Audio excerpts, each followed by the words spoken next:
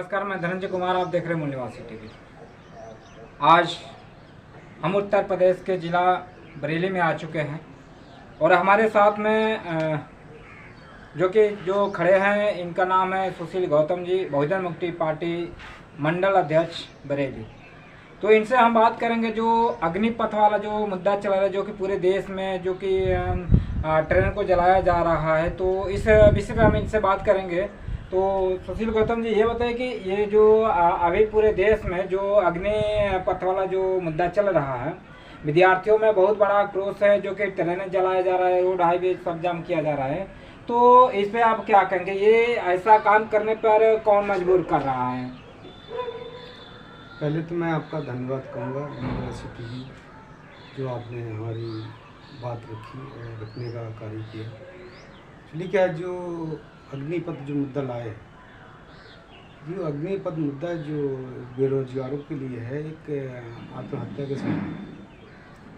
ये आत्महत्या करने के लिए मजबूर किया जा रहा है युवाओं को। जो युवा वही हैं जो SC ST OBC या माइनॉरिटी के युवा हैं, कि इन्हीं को जो नीचे स्तर की नौकरियाँ दी जाती हैं, कि भारत में जो बेरोजगारी है, ये बेरोजगारों के और भी नीचे स्तर को लाने का कारण है कि गुलामी, कि हम व्यवस्था के जो गुलाम हैं और उससे ज़्यादा और गुलामी महसूस हो रही है। और जो भारत में जो कब्जा है वो RSS या BJP का नहीं है। लोग कंफ्यूज करते हैं और दुश्मन कंफ्यूज करता है कि RSS BJP का कब्जा है। वो वास्तव में देखा जाए तो ये ब्राह्मणों का कब्जा है। आज से नहीं, 2500 साल से ब्राह्मणों ने भारत पर कब्जा किया हुआ है, तो वो अपनी व्यवस्था लाना चाह रहे हैं और है भी, उनकी व्यवस्था है। तो हमारे लोगों को समझना चाहिए कि भारत पे कब्जा किसका, कौन हमें अधिकार नहीं देना चाह रहा और कौन हमें आज़ादी नहीं दे रहा। जब आज़ादी अंग्रेज़ों से लड़ी गई थी, तब भी हमारे महापुरुष लड़े थे। दो लड़ाई लड़े थे, एक तो अंग्रेज़ों से लड़े थे और ऊपर से इन ब्राह्मणों से लड़े थे। इन ब्राह्मणों से लड़े थे, बाबा साहब ने कहा, गांधी ने बुलाया था। नहीं, अभी आपने कहा कि जो आर्मी फोर्स में जाते हैं या हमारे ही लोग जाते हैं, SC ST OBC माइनॉरिटी के लोग जाते हैं, तो क्या जो वैकेंसियाँ निकलती है, जो फार्म निकलता है, तो उस फार्म में ये लिखा है कि SC ST OBC माइनॉरिटी के लोग ही इसमें तो शामिल होंगे, भरेंगे? नहीं, लिखा ना होना, लेकिन जो जज्बा है हमारे लोगों में, यहाँ के मूल्यवासी विद्यार्थियों में, वो लड़ने का जज्बा है। एक खूनी जो उनके अंदर रगों में है, जिसके किसान जो है अपने खेती करते मर जाता है, शहीद हो जाता है, और उनका बेटा फौज में जाके शहीद हो जाता है। तो ये जो जज्बा है हमारे लोगों में, जो लड़ने का जो इतिहास रहा है, तो आज इतिहास फौज में भी है। और जो वह नुकसान की बात कर रहे हैं, SC ST OBC नुकसान, जब जुनून उठता है, आप बताइए, नेता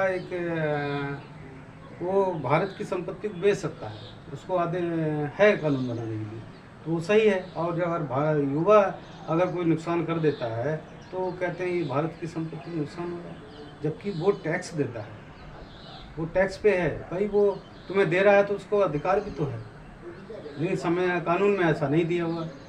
लेकिन कानून, दो प्रकार के कानून चल रहे हैं कि एक आपका नेता आपका संपत्ति बेच सकता है, प्राइवेटाइजेशन कर सकता है, शिक्षा निजीकरण कर सकता है, लेकिन युवा है जो सड़कों पर नहीं आ सकता। यानी उसका मौलिक अधिकार है, 90 संविधान में दिया हुआ 90 मौलिक अधिकार है कि प्रदर्शन करना, विरोध जताना, ये सारे मौलिक अधिकार हैं। और उसके आधार पे आप उसको कहते हुए ये नेशनल मीडिया वगैरह है, ये नहीं, अधिकार तो है आंदोलन करने का, लेकिन अधिकार ये तो नहीं है कि सरकारी संपत्ति को उसको जलाना और नुकसान करना। नहीं, ये गलत है। लेकिन जब वो उसके कुछ नहीं बचेगा तो वो क्या करेगा? उसका भविष्य खतरे में रहा है। भाई 23 साल 25 साल वो पढ़ाई करता है, आप उस पढ़ाई के नाते उसको आप 17 साल की नौकरी दे रहे हैं और 21 साल बाद रिटायर कर रहे हैं, तो उसका भविष्य कहाँ जाए? तो क्या करेगा वो? या तो वो आतंकवादी बनेगा, या तो आपस में मारकाट करेगा। और उसी की आप कह रहे हो अच्छा है। अच्छा कैसे? एक आपका जो जनरल हैं, जो KVC का नाम उनका, तो उन्होंने 3 साल आश्वासन वो उन्होंने क्रिश्चियन के लिए बढ़ाया अपना, सुप्रीम कोर्ट गए। आप अपने अधिकारों के लिए सुप्रीम कोर्ट तक जा सकते हो, विद्यार्थी बेरोजगारों के लिए आप कहते हो ये कानून सही है? ये कैसी मानसिकता आप लोग? आप जो लोग हो अपने उद्देश्य में काम करते हो और हमारे साथ दांव पेच खेलते हो कि SC/ST हो सही है।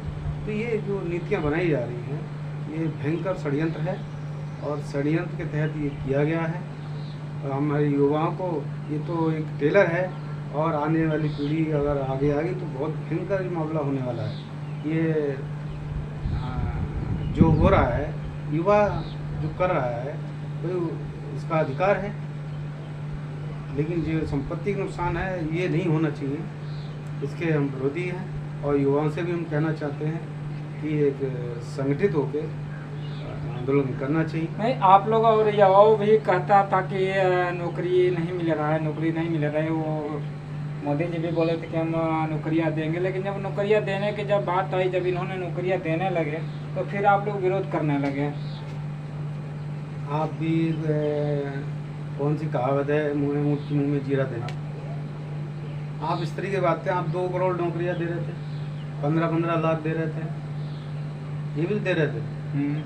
तो कहाँ गए आपकी वो बातें? आप ये लफंडरगिरी करते हैं, जुमलाबाजी करते हैं। हिंदू धर्म खतरा में है और आप लोग की नौकरी लगी है। आपका मकसद ही है हिंदू मुसलमान करना। हिंदू मुसलमान पे लड़ाओ और इनके अधिकार छीनो, कानून बनाओ इनके नेगेटिव में। अब पहले तो हिंदू धर्म को बचाना जरूरी है ना, बाद में नौकरी देखा जाएगा।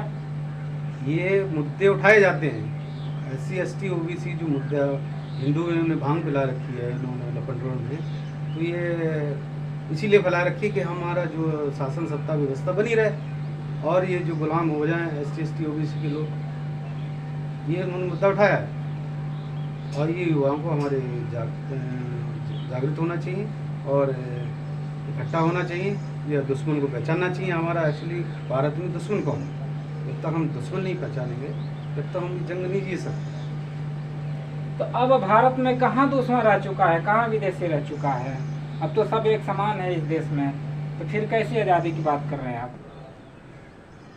है भारत में दुश्मन, ये हमारे लोग जानना होगा। अब तो DNA आ गया है, DNA के आधार पर जो यहाँ के ब्राह्मण और वैश्य विदेशी हैं ये घोषित हो चुका है। ये 21 मई 2001 की रिपोर्ट है माइकल बॉम्सर, उसके आधार पे जो यहाँ के बाशिंदे नहीं हैं, यहाँ का SC/ST OBC माइनॉरिटी यहाँ का मूल निवासी, भारत का मूल निवासी है। तो ये हमें एक हो जाना चाहिए, 85% समाज लोगों को अब जागृत होना चाहिए, अपने अधिकारों के लिए एक हो जाना चाहिए, जाति व्यवस्था हटाना चाहिए कि बंटवारा बाद में करें, पहले दुश्मनों तो छीन लो। बंटवारा अगर हम चाहते हैं कि हम बाद में ले लें, लेकिन पहले दुश्मनों से छीन लो भाई। जब तक दुश्मनों से नहीं छीनोगे तो हम ऐसी हमारी आने वाली पीढ़ियाँ जो हैं गुलाम हो जाएंगी। शिक्षा क्या मतलब हो पढ़ाई लिखाई? शिक्षा आपने करी, चलिए MA BA कर लिया, आपके अधिकार है नहीं समझाने में, तो आपको शिक्षा क्या मतलब?